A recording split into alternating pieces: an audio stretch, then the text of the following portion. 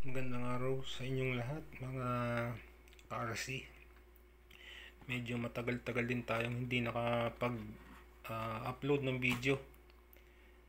Pero ngayong araw na ito ay gagawin ko yung request ng isa nating taga-subaybay kung paano daw mag-charge ng LiPo battery gamit itong IMAX B6. So, ngayon ay bibigyan ko po kayo ng mga tips and tricks kung paano tayo mag-charge ng safe para hindi tayo makasira ng ating charger or ng battery. Okay, sabi po sa manual, dapat ay nakakonect muna lahat itong ating charge na battery, itong ating terminal leads papuntang battery. Ang itatry po natin i-charge ay ito, SERC 4S 14.8 volts. So ikakabit na po natin dito sa 4S. Yun, 4S 1, 2, 3. Yung nasa ibabaw ay tatlo, 1, 2, 3. Tapos yung nasa baba naman ay 6 cells at saka 5 cells, 1, 2. Yan. So ito ay 4S. Nakabit natin sa 4S. Ito.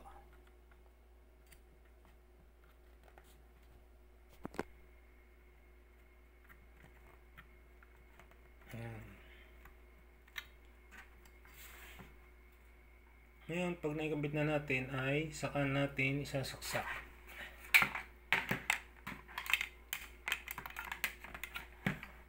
Dito muna sa kanyang AC input. Tapos saka natin pa-plug.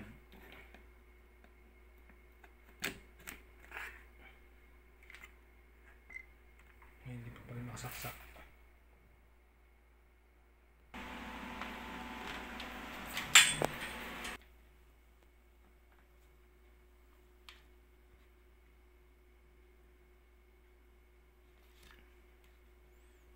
Saka natin sasaksak. Tapos pa-plug na natin.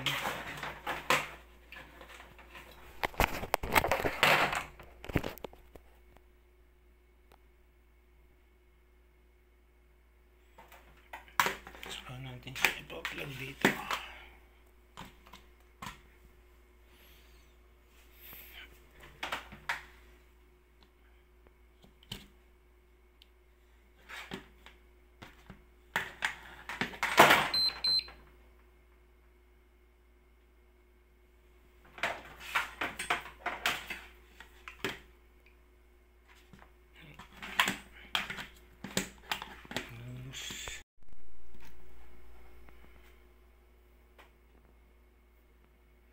May iba pong battery charger input power adapter na mayroong indicating lamp. Ayan. Tapos yan, kasaksakan tayo dito. Ayan. Ang una pong lalabas diyan kung ano yung nakaprogram sa kanya. So ang gagawin natin ay pag pindot nyo ng start, magbiblink yung kanyang amperahe.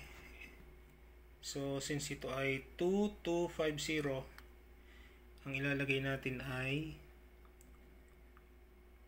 2.25 o pwede na yan 2.2 kasi wala namang 0.25. Kung dadagdagin natin, gawin natin 2.3. Yan, pwede na rin yan 2.3. I-random lang natin. Tapos enter ulit. Ito ay 4S, so mag-i-increase tayo. Increase. Yan, para maging 4S. Tapos, i-press nyo yung enter button ng matagal. Yan. Tapos, enter ulit. Yan. Kung gusto nating makita yung individual cells, kada isang cells, pindutin natin ang kahit alin dito sa dalawang ito. Ayan. So, 3.8 balance siya. Ayan. Hintayin natin ito hanggang maging 4.2 voltage per cell. Yun yung kanyang maximum.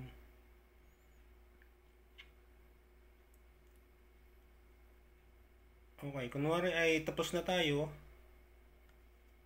pindutin lang natin tong stop. Yan.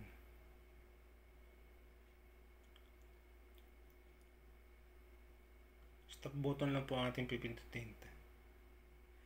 Tapos kung halimbawa naman po ay ibang battery ang ating i-charge, halimbawa po ito.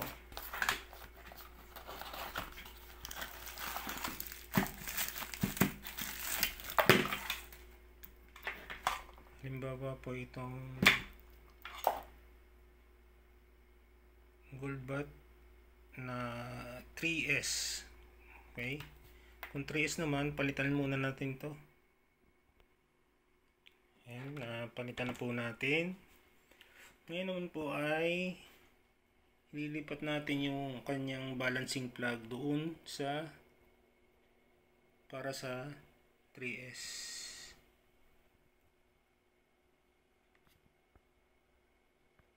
Ayan, para sa 3S.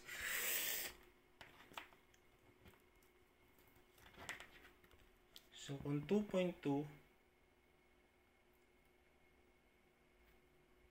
ipa-plug muna natin to.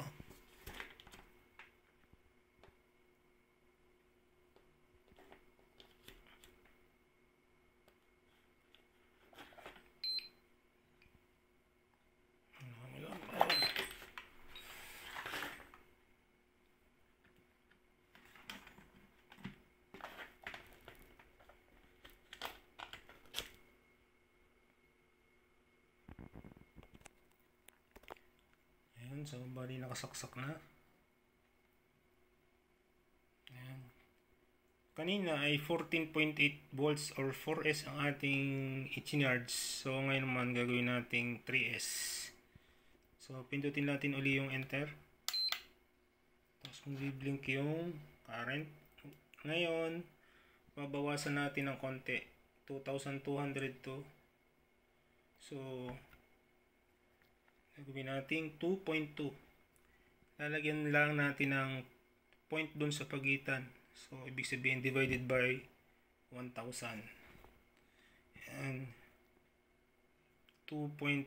Gawin natin 2.2. So, pindutin natin yung decrease.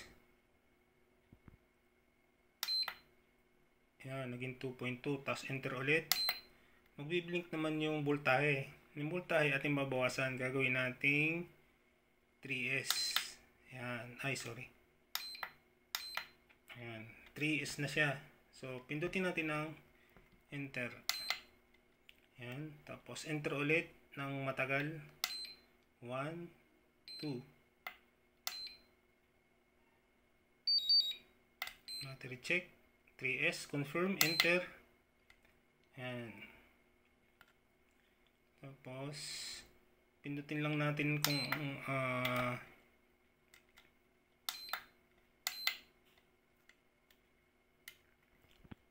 pindutin lang natin itong increase para makita natin yung individual cells. Yan, 3.85 volts per cell. Stop. Ngayon, kunwari tapos na tayo. Anyway, mag-beep naman yan. Tutunog yan pagka puno na. Stop lang natin to. Okay. Ngayon, kung halimbawa naman po ay ayan, ito yung mga battery ko na stock dito. Kung halimbawa naman ay 6,000 6,000 milliampere hours. ang ating i-charge. So, ang gagawin natin dito ay ito po, example 6,000 milliampere hours. So, gagawin natin tong 6.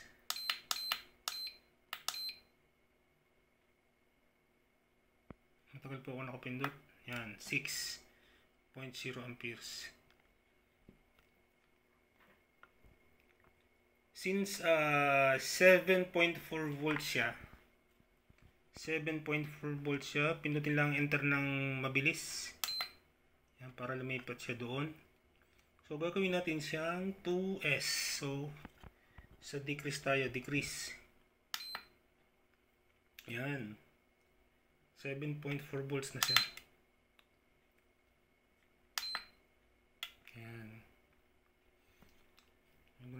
Ganun lang po. Ngayon, kung halimbawa naman po ay i-store natin siya o itatabi ng matagal, ilalagay natin po siya sa storage charge. Pindutin lang natin tong ayan, yung enter button, tapos hanapin natin yung storage charge. Ito pong balance charge ay ginagamit halimbawa kung may voltahe yung ating kada isang cell ng iba-iba, hindi pare-parehas. So, kung gusto nating i-balance, yan ang ating gagamitin. Fast charge, kung tayo nagmamadaling mag-charge, kailangan na nating magamit agad yung battery, lalo na kung may karera. Yan. Tapos, storage charge naman, kung itatago natin ng matagal yung ating mga battery. Ito pong mga battery ko ay nilalagay ko siya dito.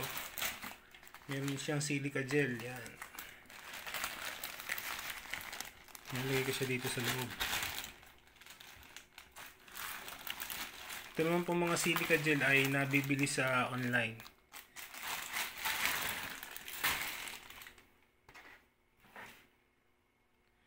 Tapos, ang iba kong mga pyesa ay naandito siya. Ayan. ESC,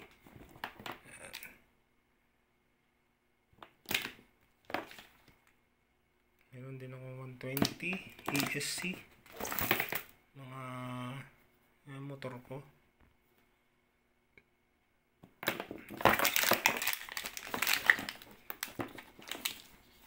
Malalaking battery. Ayan, meron po akong silica gel. Ayan, para matanggal yung kanyang moisture pagkatapos natin gumamit.